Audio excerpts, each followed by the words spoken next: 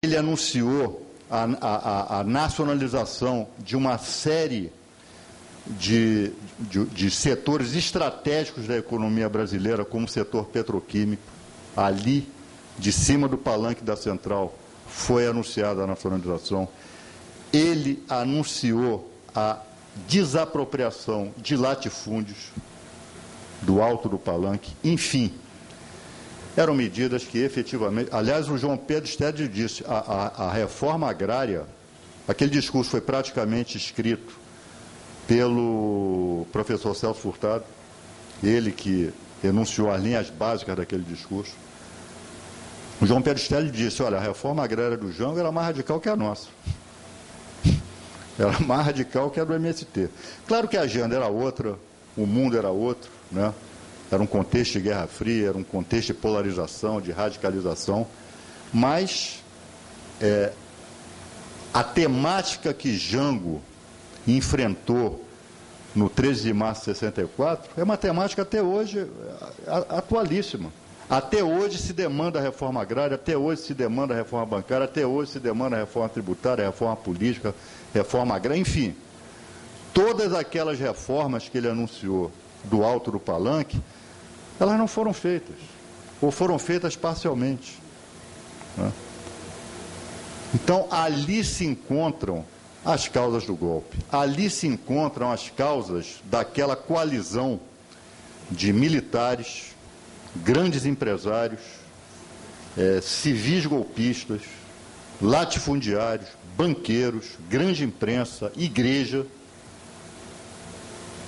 A explicação está toda no discurso, né?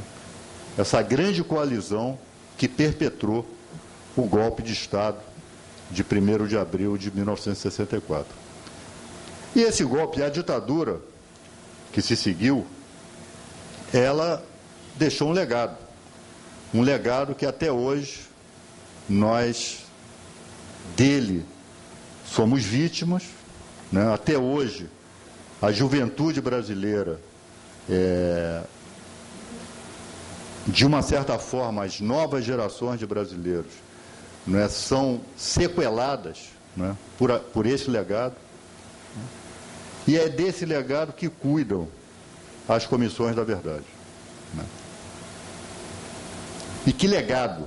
De que legado nós estamos falando?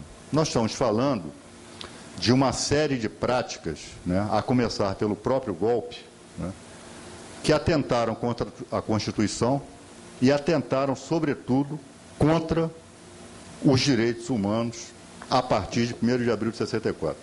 E outra coisa que precisa ficar clara, a violência, torturas e execuções começaram em 1º de abril de 64. Essa história de que, não, o regime recrudesceu depois que os opositores recrudesceram, depois que começou a luta armada. Então era uma guerra, e numa guerra vale tudo, e não, né? Em 1º de abril de 64, já se tem notícias, houve execução de estudantes, de populares, na Cinelândia, aqui do lado, né? Incendiaram a sede da UNE, os trabalhadores rurais foram duramente reprimidos com torturas e mortes e assassinatos, né? É só rememorar o cabra marcado para morrer, do nosso saudoso Eduardo Coutinho, né?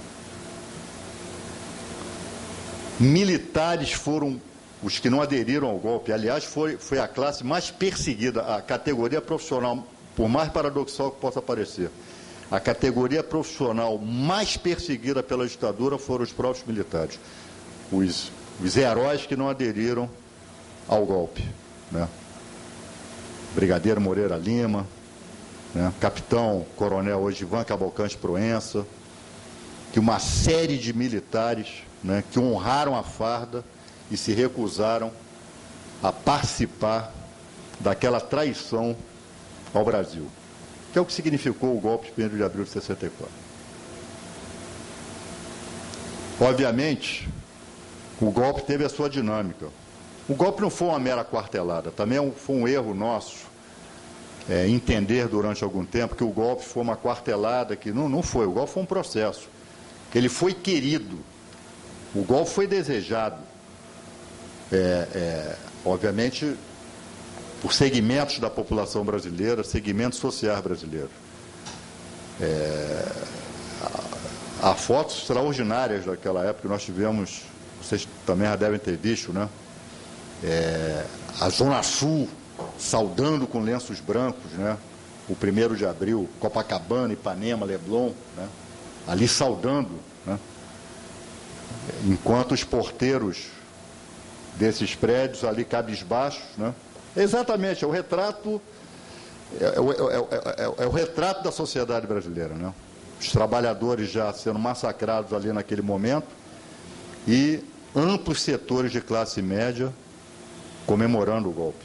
Então o golpe ele foi querido, ele foi desejado, ele não foi uma mera quartelada. Ele se integrava a um contexto internacional, né, de Guerra Fria. Não foi à toa que os Estados Unidos colocaram a 7ª Frota, a 4ª Frota aqui nas costas do Espírito Santo. Não foi para fazer turismo, né? Agora, e nesse processo e nessa dinâmica, houve uma dialética. A oposição ao longo dos anos ao golpe também foi aumentando. Ora, os civis, Lacerda, vocês vejam só, né, é uma curiosidade, como os líderes civis do golpe, além de oportunistas, golpistas, né, eram burros, né? Porque eles achavam Lacerda, Adhemar de Barros e Magalhães Pinto, né? 3 governadores, Magalhães Pinto, governador de Minas Gerais, Lacerda da Guanabara, Adhemar de Barros de São Paulo, os 3 principais estados brasileiros. Os 3 eram presidenciáveis. Os 3 possivelmente seriam candidatos em 1965, que era o calendário das eleições presidenciais daquela época. E os 3 achavam, como toda a liderança civil golpista achava, que os militares vinham só para limpar a casa, que era o padrão dos golpes naquela época. Os golpes militares vinham, massacravam os comunistas, massacravam a esquerda, massacravam os trabalhadores e entregavam o poder de volta. Isso aí durava no máximo 1 ano. Então eles achavam que seria assim. Só que esqueceram de combinar, como diria Mané Garrincha, com os russos, né? Só que não foi assim, foi 21 anos. Né? E essa coalizão do golpe, ela começou a se deteriorar com muita rapidez. Setores da cúpula da igreja, quando viram que seria isso e quando começaram a ver as violências praticadas, inclusive contra padres, que começaram a se voltar contra a ditadura, órgãos de imprensa como o Correio da Manhã e o Jornal do Brasil começaram a se voltar contra a ditadura. As próprias lideranças civis golpistas, como Lacerda, começaram a se voltar contra a ditadura. Então, aquela coalizão, ela durou pouco tempo. E essa turma passou a engrossar uma oposição que, com o tempo, começou a se radicalizar. Quando a ditadura começou a fechar canais de participação política, que acabou culminando no AI-5, em 68. Né?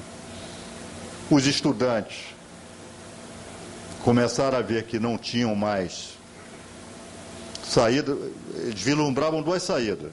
Ou, que se chamava, né, de desbundar, ir para o Pier de Ipanema fumar maconha, ou ir para a luta armada contra a tirania. Que, aliás, é bom também que se diga, né, a opção da luta armada, se ela é uma opção politicamente correta ou não, é outra história. Agora, moralmente, ela é absolutamente aceitável, é só ler a Carta da ONU. Contra uma tirania, pegar em armas, é moralmente aceitável. E que foi o que boa parte da juventude fez naquele momento, sem canais de participação política, resolveram enfrentar o regime com arma na mão. E é óbvio que a repressão, a partir daí, ela ganha um novo patamar. Criam-se né, nas dependências das Forças Armadas brasileiras. Órgãos de tortura e de assassinato. No Exército, o DOI-CODE, na Aeronáutica, o CISA, e na Marinha, o CENIMAR.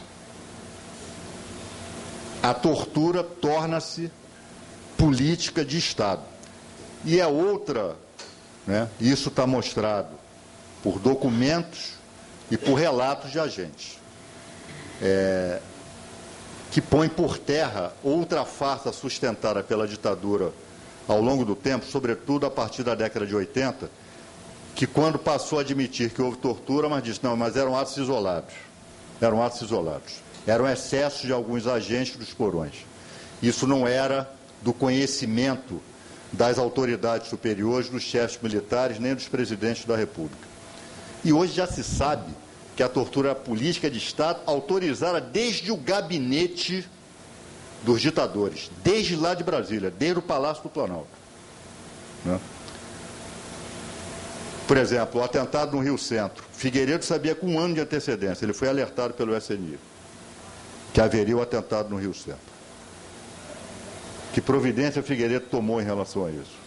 Ele soube do atentado do Rio Centro em 1980, como deve ter sabido do atentado à OAB também. E que providências ele tomou em relação a isso?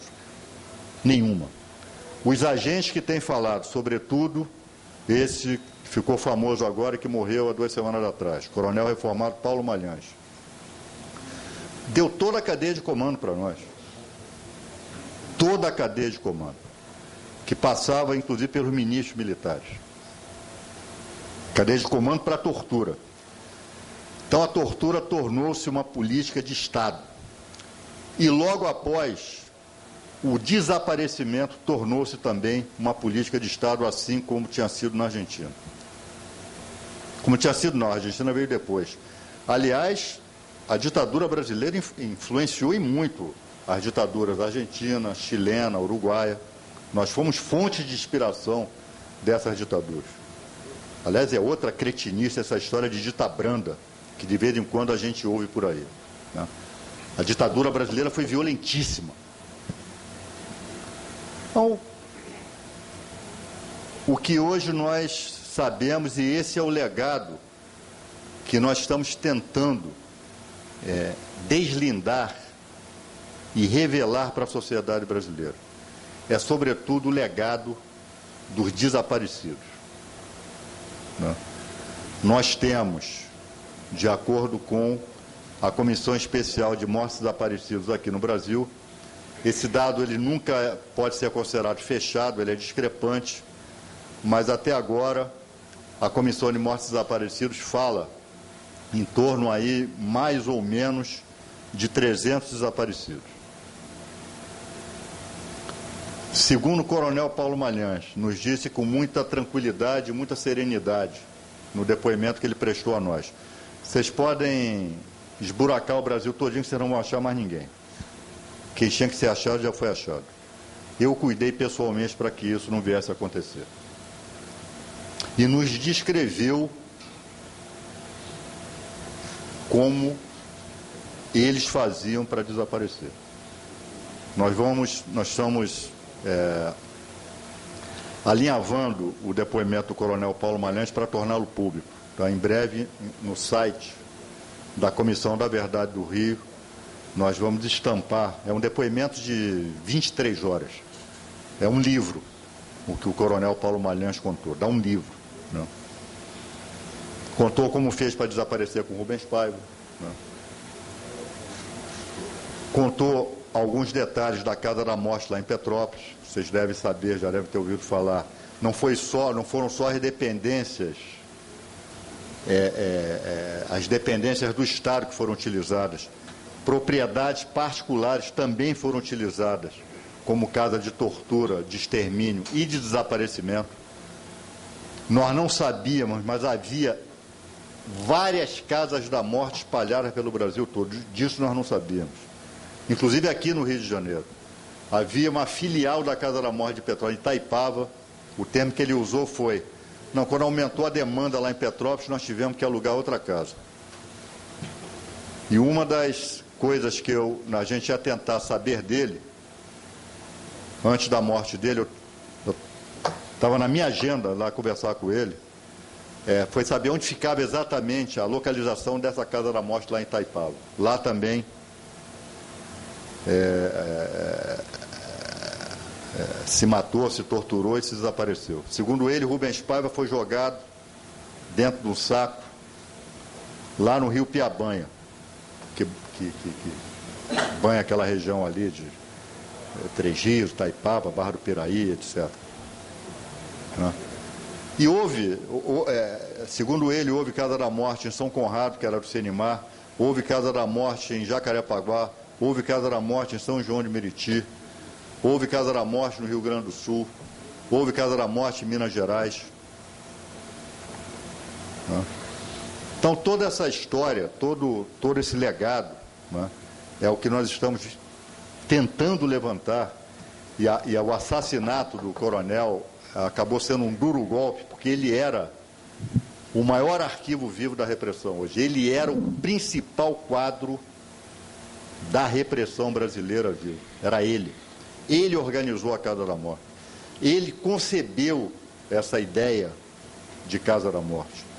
Ele comandou a Operação Limpeza lá no Araguaia para desenterrar as ossadas dos guerrilheiros do Araguaia e dar sumiço nela. Ele foi o responsável por isso.